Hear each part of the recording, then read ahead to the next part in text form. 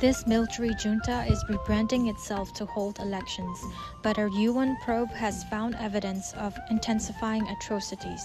As evidence mounts of intensifying atrocities, including the torture of children, being committed in Myanmar, the country's military generals are rebranding their junta regime and planning stage-managed elections in a nation they only control parts of.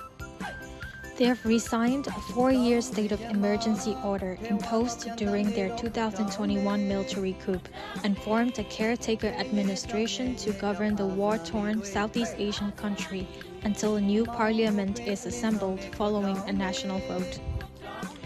But it is merely a cosmetic change, analysts say, designed to give the appearance that it's playing by the democratic playbook while remaining firmly in power, something Myanmar's military have a long and notorious history of doing. The election, to be held in stages over December 2025 and January 2026, is resoundingly regarded as a sham and a tool used by the junta to give it a veneer of legitimacy as it seeks to entrench its rule and gain international recognition. The junta's notoriety, though, is only growing. UN investigators have gathered evidence of systematic torture against those detained by the military, summary executions of captured combatants or civilians accused of being informers, children as young as 2 being detained in place of their parents, and aerial attacks on schools, homes, and hospitals. How we got here. For more than 4 years, Myanmar's military rulers have waged a brutal civil war across the country, sending columns of troops on bloody rampages, torching and bombing villages, massacring residents, jailing opponents, and forcing young men and women to join the army. The United Nations and other rights groups have accused the military of war crimes as it battles democracy fighters and long-standing ethnic armed groups to cling to power. At the head of this junta is Sen Myanmar, the army chief who seized power in 2021, overthrowing democratically elected government of Nobel laureate Aung San Suu Kyi and installed himself as leader. The military, which had previously ruled Myanmar with an iron fist for decades, sought to justify its takeover by allegedly spreading voter fraud in 2020 election, which was won in a landslide by Suu Kyi's National League for Democracy party. The claims were never substantiated. Myanmar has been sanctioned and spurned by the West. The country's economy is in tatters, and his military has lost significant territory in its grinding, multi-front civil war. Evidence of systematic torture. The UN's independent investigative mechanism for Myanmar has said that the frequency and intensity of atrocities in the country has only escalated over the past year. Children as young as 2 years old were often detained in place of their parents, and some were also abused and tortured, the group found. It has collected evidence of systematic torture in the military-run detention facilities, including rape and other forms of sexual violence. Some detainees died as a result of the torture, according to the IIMM. Those responsible include specific members and units of security forces involved in operations as well as high-ranking commanders, according to the group. The military has repeatedly denied committing atrocities and says it is targeting terrorists. The junta has not responded to media requests for comment. A sham election. The junta said its election objectives are for a genuine, disciplined, multi-party democratic system and the building of a union based on democracy and federalism. But with most of the country's pro-democracy lawmakers in exile or jail, the military's widespread repression and attacks on the people, such a vote would never be considered free or fair, observers say. It's a sham election. It's not inclusive, it's not legitimate. Lee Kun-chanon, a women's activist working with Myanmar's Mon ethnic minority, told CNN. Many observers have warned that Myanmar is seeking to legitimize his power grab through the ballot box and rule through proxy political parties. He needs to make himself legitimate. He thought that the election is the only way to do that, said Lee Kun-chanon. The United States and most Western countries have never recognized the junta as the legitimate government of Myanmar, and the election has been denounced by several governments in the region, including Japan and Malaysia. A collective of international election experts said a genuine election in Myanmar is impossible under the current conditions in a joint statement released by the umbrella organization International IDEA. The experts pointed to draconian legislation banning opposition political parties, the arrest and detention of political leaders, and democracy activists, severe restrictions of the media, and the organization of an unreliable census by the junta as basis for the voter list. Others say they cannot trust the military when it continues its campaign of violence and when its history is littered with false promises of reform. Voting in a war zone. Details on the election process are thin, but many citizens could be casting their votes in an active conflict zone or under the eyes of armed soldiers, a terrifying prospect that some say could lead to more violence. Junta bombs have destroyed homes, schools, markets, places of worship, and hospitals, and are a primary cause of displacement of more than 3.5 million people across the country since the coup. There are fears that those in junta-controlled areas will be threatened or coerced into voting, and some townships may never get to vote, given the junta's lack of control over large swaths of the country outside its heartland and major cities. One of the country's most powerful ethnic armed groups, the Arakan Army, has said it will not allow elections to be held in territories it controls, which includes most of the western Rakhine State.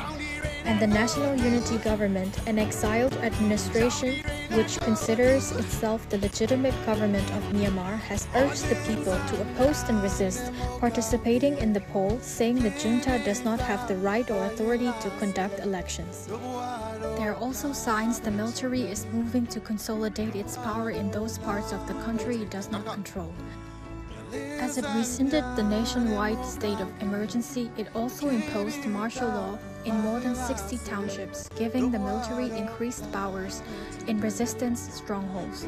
The military has been pushing hard to reclaim the territories it has lost, but regaining consolidated control, especially in the lead-up to the elections, will be a near impossibility within such a short time frame, said Ye Myo-hae, a senior fellow at the Southeast Asia Peace Institute based in Washington, D.C. Instead, holding elections amid this perilous context is likely to trigger even greater violence and escalate conflict nationwide. Already, there are moves to further quash dissent ahead of the poll. A new law criminalizes criticism of the election, threatening long prison sentences for those opposing or disrupting the vote. And a new cybercrime law expands the regime's online surveillance powers, banning unauthorized use of VPNs and targeting users who access or share content from prohibited social media sites. Like putting old wine in a new bottle, Myanmar recently formed a new governing body, the National Security and Peace Commission (NSPC), replacing the previous State Administration Council. The junta chief also has added chairman of the new regime to roster of titles he now holds, which includes acting president and chief of armed forces. And the new interim administration is stacked with loyalist and active military officers. The move was nothing more than an old trick, putting old wine in a new bottle, said Ye Myo-hae. The military has used such tactics many times throughout its history to create the illusion of change. The military junta led by Myanmar remains firmly in the driver's seat. It has been here before. Myanmar has been governed by successive military regimes since 1962, turning a once prosperous nation into an impoverished pariah state home to some of the world's longest-running insurgencies. In 2008, the military regime pushed ahead with constitutional reform that paved the way for semi-civilian government to take power, while preserving its significant influence on the country's politics. What followed was a decade of limited democratic reform and freedoms that brought greater foreign investment, including the return of global brands like Coca-Cola and engagement with Western nations. A generation of young Myanmar nationals began to dream of a different future to their parents and grandparents as investment and opportunities poured in. But the military never really gave up political power. When State Councillor Aung San Suu Kyi's party stormed to a second-term victory in 2020 election, it came as a surprise to some military figures. who had hoped their own proxy party might take power democratically. The former democracy icon was detained during a coup the following year, tried by a military court and sentenced to 27 years in prison. The 80-year-old's exact whereabouts is still a tightly guarded secret, and the junta has sought to ensure Suu Kyi and her popular, but now dissolved, NLD party would be politically wiped out. International recognition. By presenting itself as a civilian government, analysts say the military will also try to convince some countries to normalize ties. Russia and China are two of Myanmar's biggest backers, and Thailand and India have pushed for more engagement with the junta to end the crisis on their borders.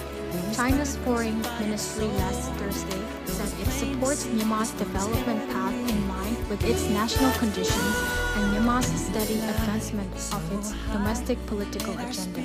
In recent weeks, Myanmar had unexpectedly good news from the US. A letter from Trump administration detailing its new tariff rates was spun domestically by the junta leader as increased engagement. Then, the Trump administration dropped sanctions on several companies and individuals responsible for supplying weapons to Myanmar, prompting outcry from the UN Special Rapporteur for Myanmar, Tom Andrews, who called the move unconscionable and a major step backwards for efforts to save innocent lives. Myanmar's Ministry of Information has also signed a $3 million a year deal with the Washington lobbying firm DCI Group to help rebuild relations with the U.S., Reuters news agency recently reported. The group, as well as the U.S. Treasury Department, the U.S. State Department, and Myanmar's Washington Embassy, did not immediately respond to Reuters' requests for comment. Democracy supporters opposed to the junta have warned the international community against falling for the military's election plan and say such a poll will never be accepted by the people. Myanmar and his junta have sucked all the resources and money they can, and the country has nothing left, said Nikon Chanon, the women's activist. Everything has fallen apart. The education system has collapsed. The healthcare system has collapsed. Business is just for the cronies. So any future peace negotiations that follow the elections, we can never trust, she said. And the situation of the people on the ground will not change.